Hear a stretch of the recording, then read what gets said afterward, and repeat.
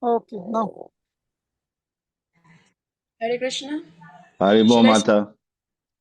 Yes. Nama Om Vishnu Padaya Krishna Prestaya Bhutale.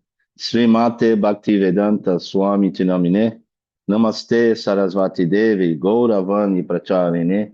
Nirvisesa Sunyavadi Paskachar Desatarine.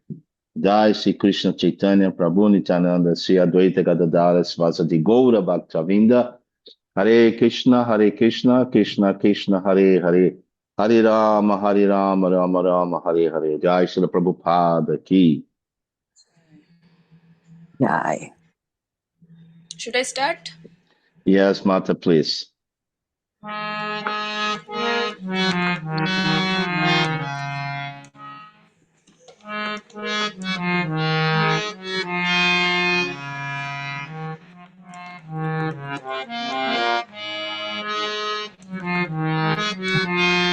Namo Vishnupadaya Krishna Pristhaya Bhutale Srimate Bhaktivedanta Swami Niti Namine Namo Vishnupadaya Namaste. Krishthaya Namaste. Bhutale Srimate Bhaktivedanto Swami Niti Namine Namaste Saraswati Devi Gaurvani Pracharine Nirvishesho Shunyavadi Suni. Desh Tarine Anime.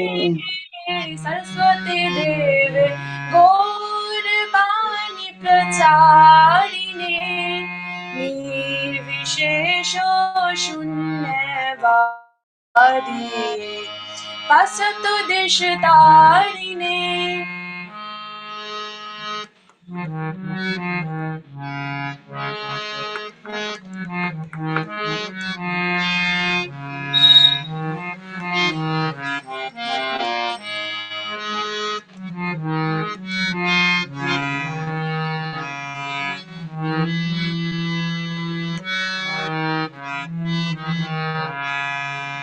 Jayo Radha Madhava Jayo Kunja Bihari Jayo Radha Madhava Jayo Kunja Bihari Jayo Gopi Jana Vallabha Girivardhari Gopi Jana Vallabha Girivardhari Yashodanandana Vraj Jana Ranjana Yashodanandana Vraj Jana Ranjana Jamuna Tira Vanchari Jamuna Tira Vanchari Jai Radha Madhava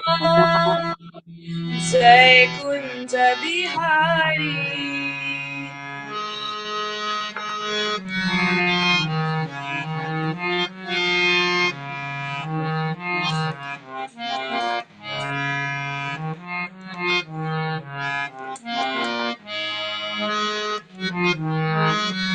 Jaya Shri Krishna Chaitanya Prabhu Nityananda Shri Advaita Gadadhara Shri Vasadi Gaura Bhakta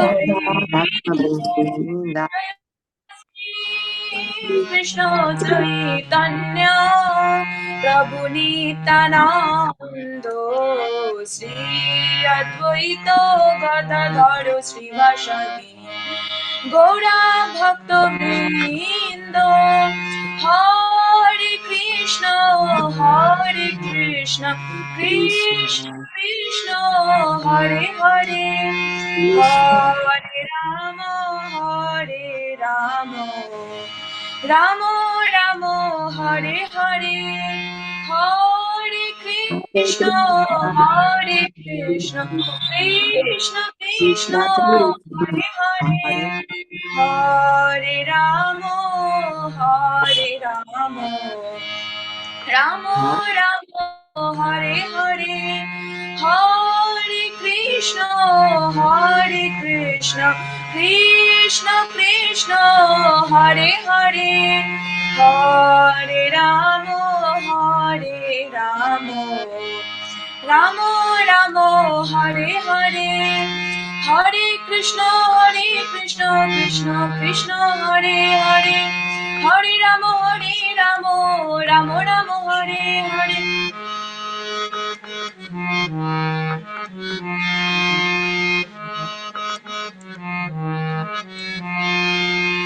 Jayo Jayo Prabhupada, Prabhupada, Prabhupada, Jayo Srila Prabhupada, Jayo Jayo Prabhupada, Prabhupada, Prabhupada, Jayo Srila Prabhupada, Nitai Gaura Hari Bol, Hari Bol, Hari Bol, Nitai Gaura Hari Bol, Nitai Gaura Hari Bol, Hari Bol, Hari Bol, Nitai Gaura Hari Bol.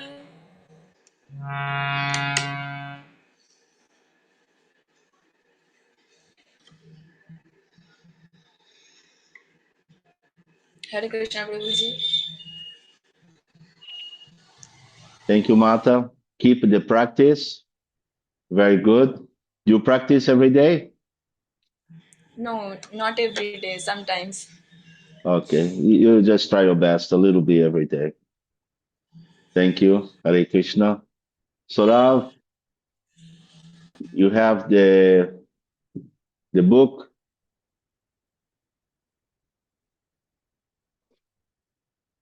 Do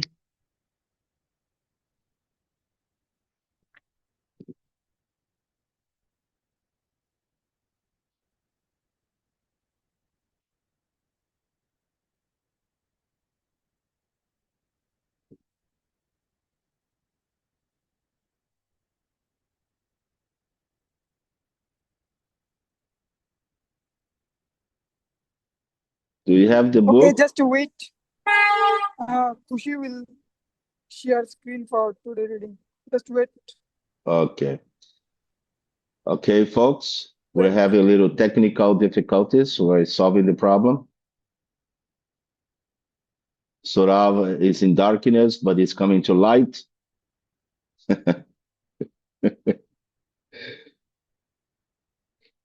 Would you tell something for us before sharing screen? Okay. So, hey, I am now in Penang. We drove today. We got up very early. We drove 6 hours. We came here in Penang to have the Hare Krishna convention.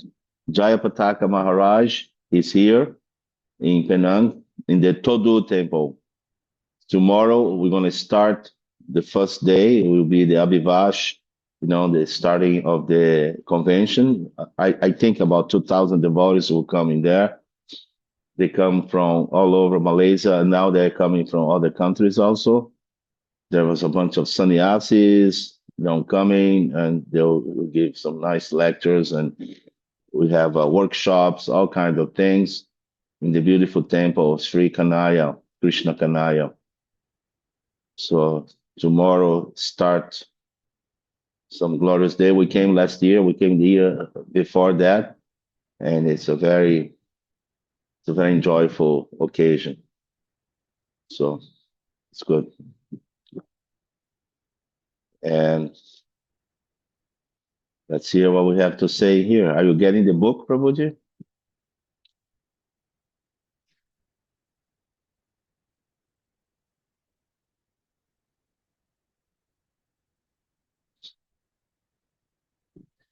Okay, everybody ready? I was talking about something. Anyway, Prabhupada's bucket. That's what's in Mayapur. Okay. Despite Sorry, his... Prabhuji, I don't know about that. Sorry. No problem. That's why we have Saumik in there. He is the gatekeeper of the proper reading. Thank you, Prabhuji. Appreciate. Despite his workload, Prabhupada always adheres to his schedule. At 11:30 a.m., he took his massage, followed by a bath and lunch, and then an hour rest. I've never seen anyone sleep as little as Srila Prabhupada, about 3 to 4 hours total, yet he never shows any sign of fatigue. That is something we all saw it. When he woke around 4 p.m., Kishore Dasi placed a freshly made garland around his neck, dabbed it with some freshly ground sandalwood paste on his forehead and temples, and offered him some fresh fruit juice. He then sat at his desk to receive visitors.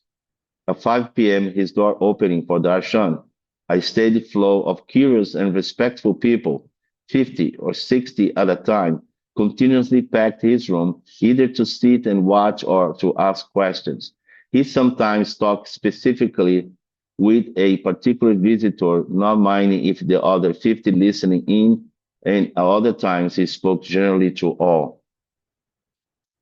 I was posted at the door to give out pera, a milk sweet that is a Vrindavan specialty. Prabhupada is particularly insistent that all visitors receive some Krishna prasadam, a tangible offering for their spiritual advancement. A discussion of philosophy may be easily forgotten, but prasadam will always act to purify. Prasada distribution is also in accordance with Vedic etiquette that a guest must always be offered a place to sit and a little refreshment, no matter who he may be. Thus, as always, Srila Prabhupada was a perfect host. We have to go up a little bit. Okay. At 6:30, the temple conch and bells announced evening arti. Darshan concluded, and Srila Prabhupada sent the devotees and guests over to the temple to chant and see the deities. Relaxing for a while, he spent the rest of the evening discussing philosophy and matters of practical management, giving advice to his managers, and sometimes sitting quietly chanting.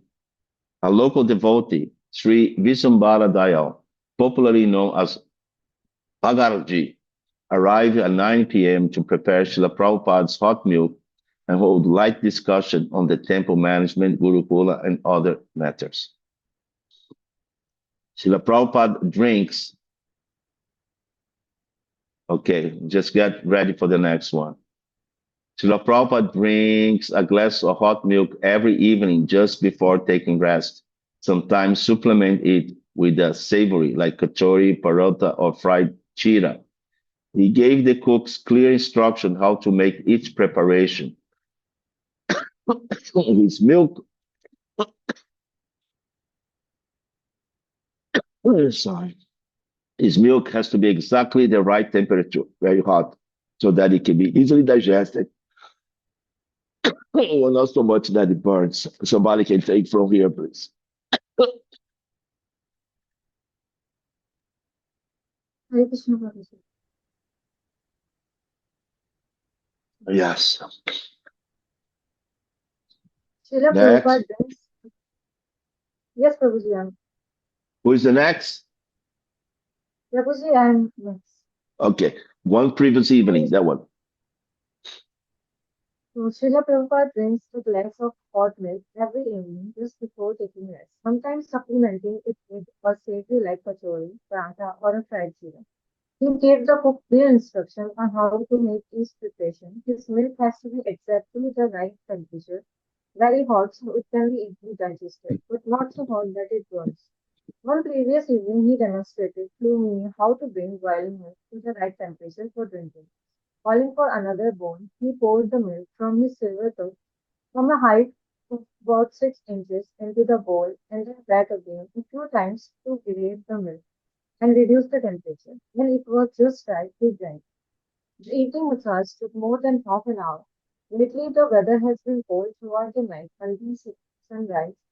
Thus, Prabhupada's circulation and joints need more attention. I took rest about 11 o'clock. As we, dis- as we disciples slept, Prabhupada arose around 11:30 or midnight, became his most important work of the day, the translation of the Srimad Bhagavatam. In the writing of his transcendental purports, Hare Krishna is a light sleeper, and he often awakes as Prabhupada came through the servant's room on his way into Darshan. Rolling over in his sleeping bag, he offers his obeisances as Srila Prabhupada passes. Mataji, can you scroll up? Thank you. Sitting at his desk, Prabhupada chanted japa for an hour, also in complete concentration on the holy name. He prayed to Krishna for the ability to serve him nicely and to present the eternal words of the Srimad Bhagavatam in a manner just suitable for the understanding of the entire world. Conscious that his work will form the basis for law and order in the next 10,000 years, putting aside his japamala, he donned his spectacles and clicked on the desk light. He opened the Bhagavatams and the bookmarks, the large green Varanasi edition, with the Sanskrit commentaries of previous acharyas, and the red Bengali one, with commentaries by Srila Bhakti Siddhanta Saraswati Thakur, leaned forward and studied them intently. The microphone close to his mouth, he returned on the tape and began his dictation. Srimad Bhagavatam 7 Canto, 7 Chapter, verse 25, purport 28. December 6, 1975. Early this morning, Prabhupada sent for the temple managers and angrily chastised them because we have spent 50 lakh of rupees to build such a big temple and guest house, yet we cannot get hot water in the cold season. Past few morning, the water has been so cold that he couldn't even brush his teeth. One after another, Gopal Krishna, Akshanan Swami, Durgandava, and Dhan Sanjay were called. No one seemed to want to take responsibility. Srila Prabhupada demanded to know why. Whenever they offered a feeble excuse or explanation, he abruptly cut them off. It was clear that he wanted to hear a plan for rectifying the mistakes, not excuses. Prabhupada called for Sauri Dãsa, the Dutch devotee and architect who was responsible for supervising the construction and design of the project, but he could not be found. This only increased Prabhupada's expression. Holding Saurav responsible for the mistake, he sharply rebuked him in his absence. When the devotees assured him that the problem would be fixed immediately, Prabhupada's mood changed as quickly as it has arisen. His anger disappeared. As our spiritual master, Srila Prabhupada is trained. As our spiritual master, Srila Prabhupada is training us in every aspect of devotional service. His praise and criticism are never unreasonable or excessive, but always intended to push us forward towards spiritual progress. He expects us to be the conscientious and attention to the details of our services and the practical manifestation of our seriousness and sincerity.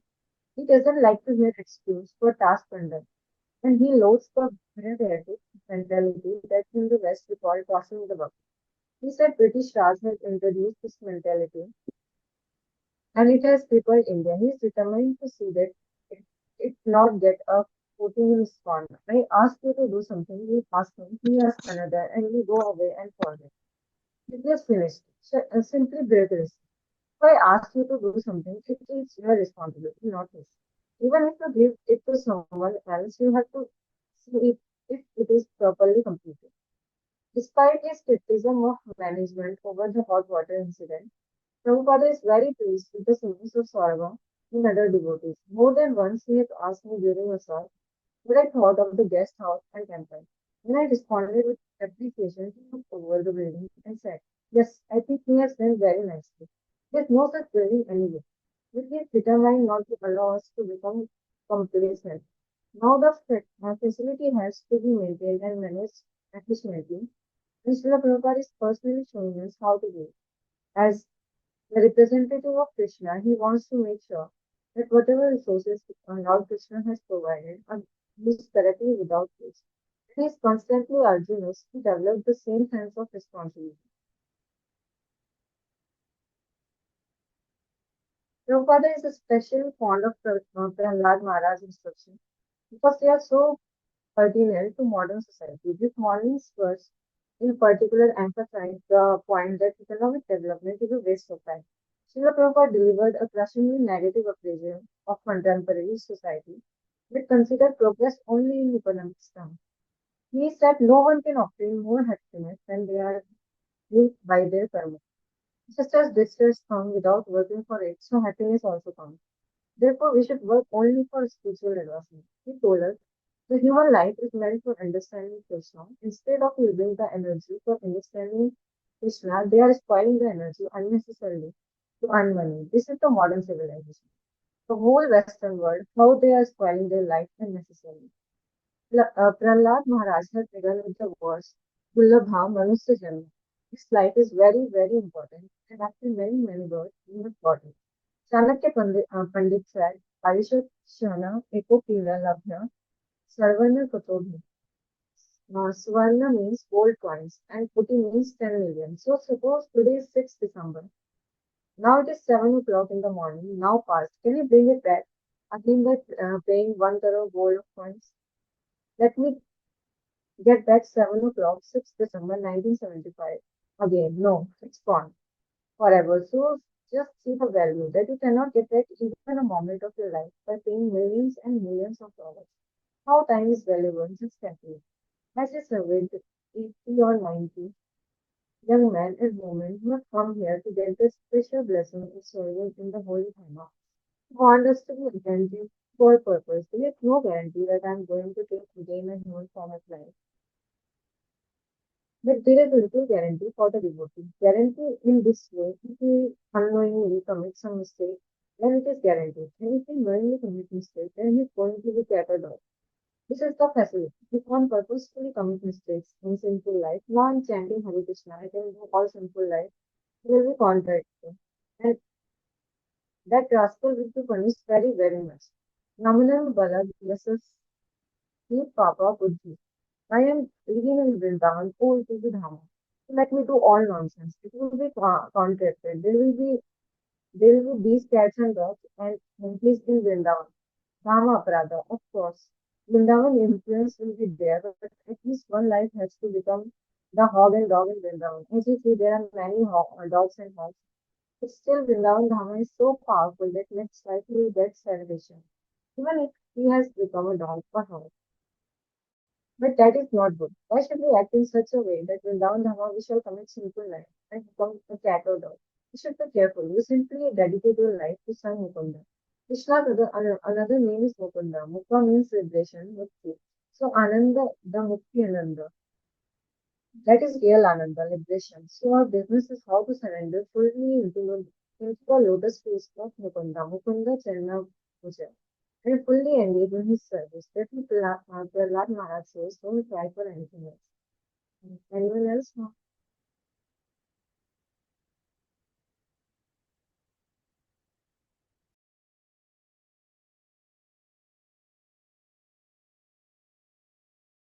Hare Krishna. Hare Krishna, am I audible? Yes, Mata. Okay. December 7th, 1975. One of Srila Prabhupada's foremost desires is to develop a first. माता जी Yes. आपको Prabhupada has given यहाँ से पढ़ना है Okay. Sorry. Prabhupada has given Harikesha a new service. He wants him to write an essay titled Experimental Knowledge, explaining the defects of modern science and presenting the scientific basis of Krishna consciousness. Prabhupada has been personally coaching him, calling him in regularly to discuss points of logic. He told Harikesha not to criticize modern science as such, but the misuse of it. Science could not be used as a tool to propagate atheistic theories, and false claims must be exposed. Modern scientists are challenging God, and now Prabhupada, has God's servant and representative, is challenging them. Invent so you can credit for, but why claim to be God? December 7th, 1975. One of Srila Prabhupada's foremost desires is to develop a first-class Gurukula system. He was personally involved in the development of the school in Dallas, ISKCON's first Gurukula, and now here. Recently, in Dallas, some difficulties have arisen in compiling with local taxes laws regarding dormitories. Jagadisha Dasha, the GVC for the area, was forced to look for another facility that would conform to government standards. In a previous letter, Jagadisha sent Prabhupada some information regarding a new site for school in other city. Prabhupada approved the idea, but today another letter arrived retracting the proposal because of hostile reactions from the local residents. Jagadisha proposed that the school remain in Dallas and they just build a new dormitory on the existing site. Prabhupada encouraged him to stay in Dallas, saying that from the beginning he had considered the facilities there to be ample. He is anxious to see the school firmly established and stable, as he doesn't want the children's education disrupted. Here in Vrindavana, Bhagatji, who lives a few houses away from our ashrama, arranged a purchase land for our Gurukula and gave 1 lakh rupees for building the school. Bhagatji has also come forward to help manage the temple. Pleased by his efforts, Prabhupada meets with him almost every day. On on Radhashtami, during his last Vrindavana visit, Srila Prabhupada laid the foundation stone for the Gurukula. Construction of the building on the land next to temple is already begun. Now he is keenly following developments and regularly discussing the plans. One of Prabhupada's favorite quote is "Child is the father of man," meaning the future of the world lies with its young. Therefore, good training and education are essential for the peaceful population and trouble-free world. He often expresses his conviction and happiness that the movement he has begun for re-spiritualizing the world will go on because the young people of our country have taken it up. In this respect, the young Prahlada Maharaja's instruction are particularly important for us. The morning Srimad Bhagavatam verse 7.6.5 spoke fiercely on the theme of taking full advantage of one's youth for spiritual attainment. The translation was for this reason a person who is fully competent to distinguish wrong and right while keeping himself in material existence, bhavam ashrita, must endeavor for achieving the higher goal of life. So long the body is stout and strong and is not embarrassed by the bewildering condition of life. Srila Prabhupada commented, nobody wants to become old man, especially in this winter season. It is very difficult for old men. So you have to accept Jara and Vyadhi. Nobody can escape disease. When I am diseased, there is a great struggle how to cure myself. Go to doctor, take good medicine, and so on. But we cannot check the diseased condition. Similarly, we cannot check our old age, cannot check our birth date. Therefore, here it is. Uh, Kushalaha. Kushala means if you actually want benefit, because this kinds of struggling has not given you any benefit. Tato yateta. Then you should endeavor for this. What is that? Shamaya, for your ultimate benefit. And how long? Sharira. Purusha yavanna vipateyata pushkalam. So long you are stout and strong, strong you should try to how to become free from the bondage of birth, death, old age, and disease. Now that you keep this business set aside. When we shall get old and then we shall chant Hare Krishna and become Krishna conscious. That is not the meaning immediately. Prahlada Maharaja said that from the very beginning of life, when Kaumara, a small child, boy, from that age one should begin this Bhagavata life or Krishna consciousness. That is called brahmachari. To teach brahmacharya from the very beginning of life, and when you are young, then you should work with more vigor and intelligence. At that time, brain is very nice. Young man has got all the facilities. The machine is strong. That this is a machine. So old machine cannot so work. So it is a great fortune for the young boys and the girls of Europe and America that in this young life they are cultivating Krishna consciousness. It is a very good fortune. There is a quality about Srila Prabhupada that makes him utterly appealing to everyone. He relates perfectly to his youthful disciples, although, materially speaking, we are 2 or 3 generations apart. Despite the vast difference between our cultural background and spiritual understanding, there are no barriers between us. He is sympathetic and has a seemingly perfect empathy with us. How he is able to relate to us in such a wonderful way was revealed soon after class.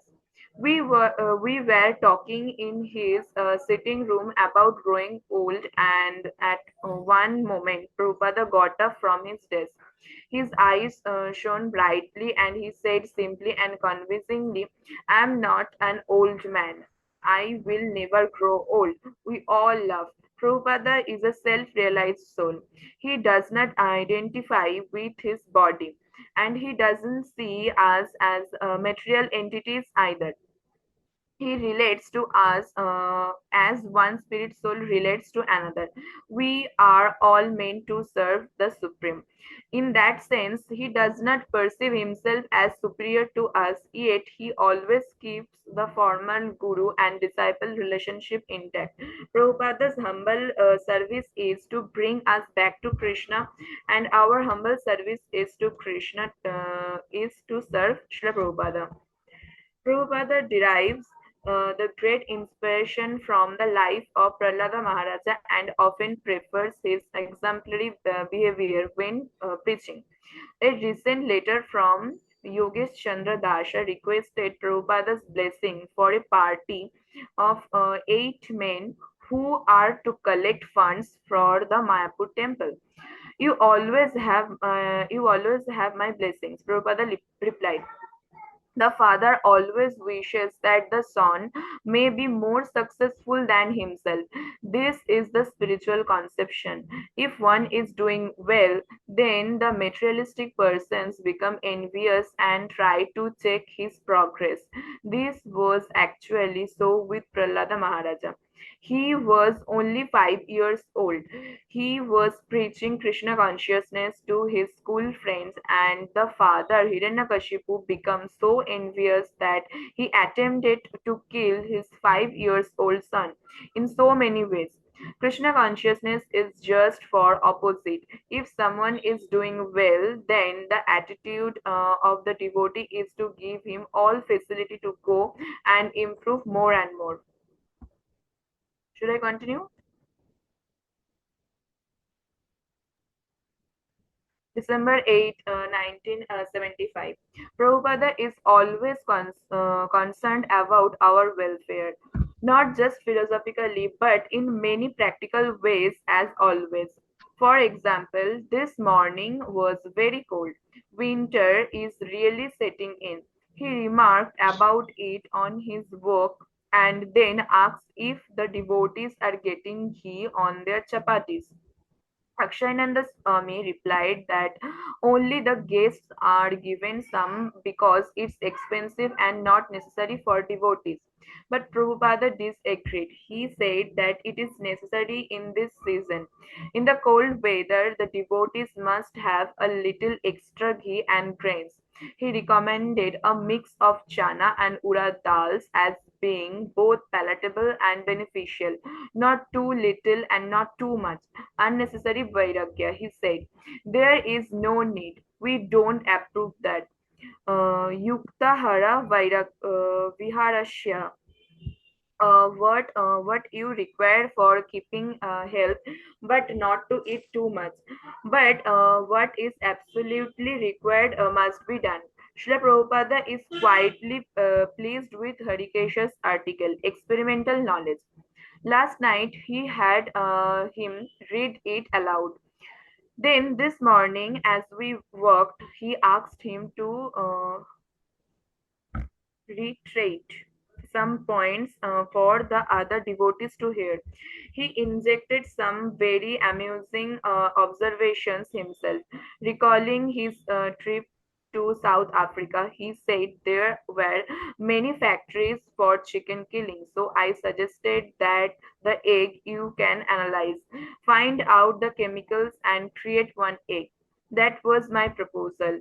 Motioning to Harikesha, he said, so he is going to create. We all laughed as Srila Prabhupada continued. He will explain how to create egg form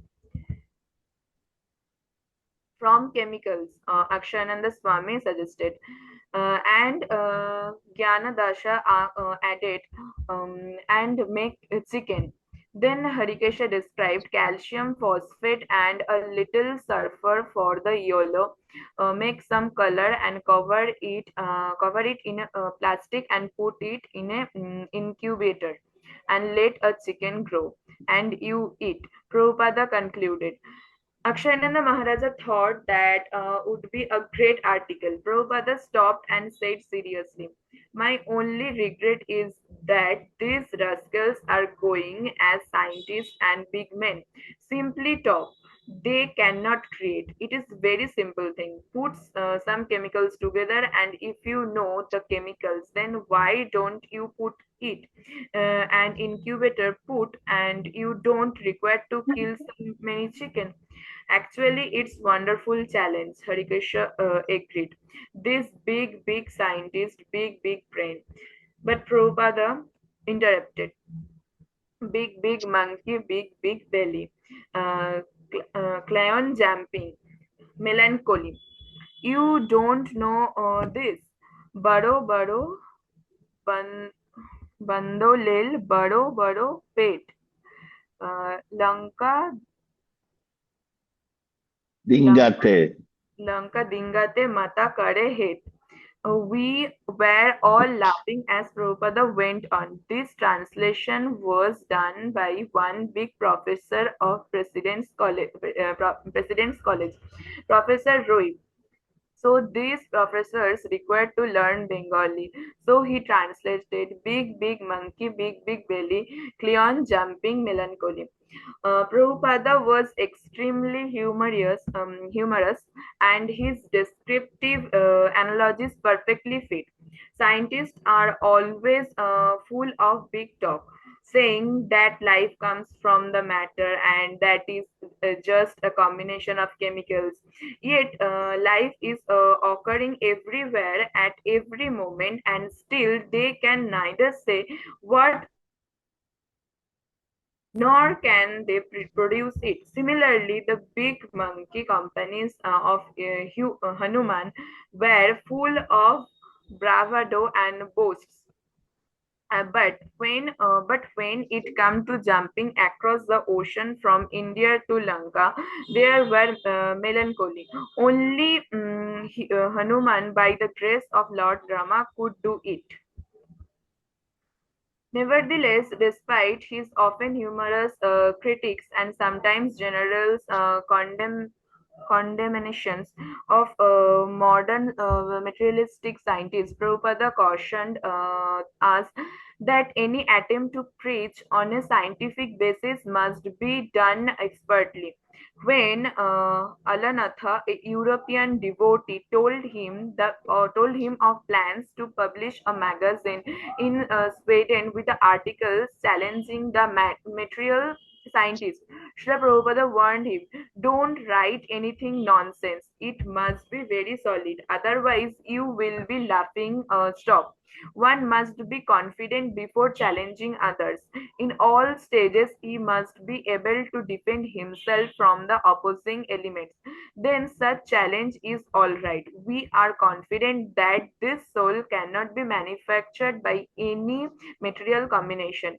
Therefore, we can challenge and we can defend ourselves in any stage. In class, Prabhupada continued to speak on the same topic. He said that modern civilization means to increase the killing. By scientific advancement, modern man has become expert in killing and less fortunate chickens, cows, babies, and even their own souls. Government is advertising 1, 2, 3 bus advising people to restrict the size of their families to maximum three by contraception or abortion. But those who have no control of their senses misuse their lives and everyone else. Prabhupada explained how such people cannot imagine a life without sense gratification, eating, wanting to eat, sleep, and have sex almost unlimitedly. He recalled how in early days of ISKCON in New York, his neighbors would protest at the morning chanting in the beginning. In that Second Avenue 26, when our morning prayer was going on at 7, not every early and so many other tenants, half naked, would complain to landlord. Mr. Judah, the what is this going on? What is going on? Stop it, stop it, stop. So Mr. Judah used to say, no, no, they will no stop. I cannot say, you go to the police. Prabhuji, my father is calling me. Okay, next. We just finished this one. We're almost there. So Vic, please. So sometimes police were coming to stop us, but we didn't stop. This brought a laugh to the assembled devotees. Srila Prabhupada went on, so Adita Manaham, the human life is meant for genuine victory over the senses. No better be victimized by the senses. This is modern civilization. He warned of the danger of becoming too attached to family life, which the Vedas compared to a dark well. He told us that in Vedic civilization it was compulsory that at age 50 one must give it up. Otherwise one becomes an Atma, Atmaghatam, a killer of the soul. There are There are an increasing number of householders and women with children staying in our ashrama now, and many seem to have come here to settle. Living in Vrindavan and raising one's children here is certainly very appealing for any devotee. But Prabhupada warned us that we must be very careful how we conduct our activities in the holy dham. So those who do not observe these rules and regulations, they are called ajitam, ajitat manaham, victimized by the senses. Their business is to sleep as much as possible. They are passing their days without any benefit, nishpalahana, without any result. If one is not serious about the value of this human form of life, he may waste his time by sleeping. But no, if we follow our predecessors, our Goswamis, who were all ministers, they came to Vrindavan to practice what? Niradhara Vikartadi Vijito, to conquer over sleeping, eating, and mating, and coming to Vrindavan. If we indulge in the way, then what is the use of coming to Vrindavan? Go to hell and live there.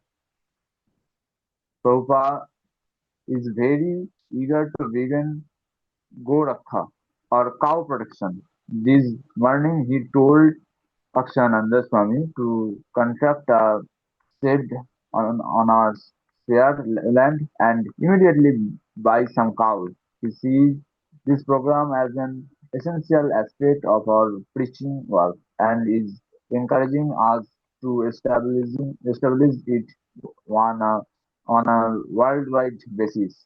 Then, while hearing this morning's mail, the topic of cow protection came up again in Rupanuga's order monthly GBC report. All GBC men have to send a detailed monthly report which His Divine Grace listens to with careful attention. Rupanuga mentioned that the cows on our Ines- Pennsylvania, Pennsylvania Pennsylvania farm. farm are giving for 48 pounds of milk a day per cow and have even won some awards. Pleased with this report, Prabhupada wrote an encouraging response. Our cows are happy, therefore they give plenty of milk. Vedic civilization gives protection to all living creatures, especially the cows, because they render such valuable service to the human society in the shape of milk, without which no one can become healthy and strong. In your country, the dog is protected and the cow is killed. The dog is passing stool and urine in the street. He is considered best friend of man, and the cow is all pure stool, urine, and milk. But they are taken to the slaughterhouse and killed for food. What kind of civilization is this? Therefore, we have to preach against all these nonsense. Prabhupada also asked him for a report on the newly acquired 11-story building in New York. He is concerned that this large building be correctly managed, as several recent reports have suggested difficulties. A BBT and journal report, full of devotional enthusiasm, also arrived from Hirananda Goswami, the GBC for South America. He is supervising the production of Prabhupada's books in Spanish and Portuguese. He enclosed two new publications, Easy Journey to Other Planets and Elevation to Krishna Consciousness. Bhagavad Gita Talkamo has just gone to the printer. They have assembled a team of translators with the aim of publishing at least one hardbound book per month. Vedananda Maharaj requested help from the English language BDT in Los Angeles for manpower and loans. He also presented a proposal to produce Prabhupada's books as both a standard publication and a super cheap version. This will enable them to distribute books profusely even in the poorest South American countries. Another idea he proposed was for each GBC man to spend at least 3 months a year in a zone other than his own. He felt that this arrangement would give Prabhupada relief from the burden of managerial concerns. It also would enable each man to analyze his zone objectively and by consultation with another GBC member solve any problem. Prabhupada heard the report with great satisfaction and carefully inspected, inspected the new books and a photo of Sri Radha Madhav Gopal from Mexico. Then he dictated his reply. Yes, you print all of my books. If you can sell, then why not print? Print as much as possible and store them if necessary. But you must pay regularly the BBT loan. That is not to be neglected. Your idea of printing a deluxe edition and an ordinary edition is all right. Everyone should get a book. That is the idea. So do it. The idea of GBC changing zones for 2-3 months of the year is also good. Bring up this point at the Mayapur meeting and vote on it. Okay, hold on. So here, we just did an hour here. So we're Yes, going to Prabhuji. start each moment. This is for the next reading. Is that okay? Is that Okay, Prabhuji. who Yes, is the? Prabhuji. I'm just trying to find out. Okay, it's only us. What is the? Okay, well, Prabhuji, should I stop the screen? yes, we stop here, make a note, and we're gonna come each moment, that line, each moment will come from there, okay? Make a note, the page and the paragraph, okay? Yes, Prabhuji, I clicked the photo of the paragraph, so I remember about that. Thank you so much. And until next week, or for some of us, next Sunday, I'm gonna find, we'll be in the middle of this festival or this convention, but we'll find some place and we have some Sunday program, okay, with ourselves. Anybody has any particular question? You see that book in there, I just make a little comment. The book in there, Easy Journey to the Other Planets, they print in Portuguese. That's the book that made me a devotee. 50,000 books. So one book came to me, and that is the book that actually made him a devotee. See, I'm seeing the whole thing because a lot of things I didn't see at that time. I was a new devotee, but now seeing this is quite interesting. Like Brindavan, 1975, which is December, which I was already in India, doing my service. So anyway, quite interesting. Hare Krishna, everybody. So I take my leave with your permission. Thank you so much. Haribol.